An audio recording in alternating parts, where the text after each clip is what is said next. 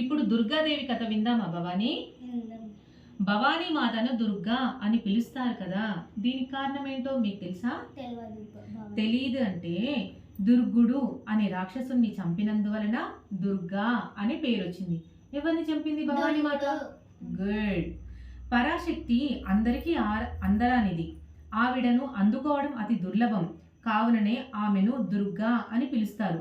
అత్యంత నియమ నిష్టలతో సేవిస్తే గాని ఆమె సంతృప్తి చెందదు.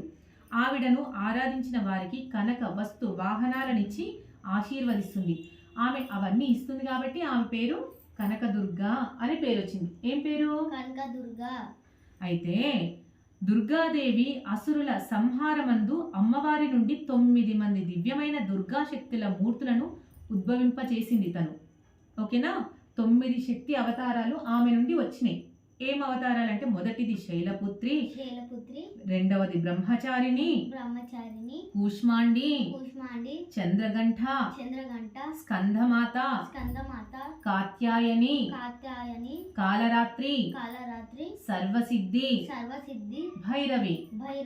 ఈ 9 అవతారాలు దుర్గాదేవి అసురుల సంహారమందు ఉద్భవించిన అవతారాలు. అయితే వీరిని నవదుర్గలు అంటారు. ఏమంటారు? నవదుర్గలు అంటారు. నవదుర్గలను స్మరించినంత మాత్రములకే అమ్మవారి యొక్క అనుగ్రహానికి పాత్రులై సకల సిద్ధిని మనం పొందుతాం. ఓకేనా? అందుకే నవదుర్గా స్వరూపిణి నవనవలావణ్యదుని నవరాత్రుల పూజలు నిన్నవలోకింతును సదా జగజ్జనని జగన్మాత జగదీశ్వరి పరమేశ్వరి. సా స స స స స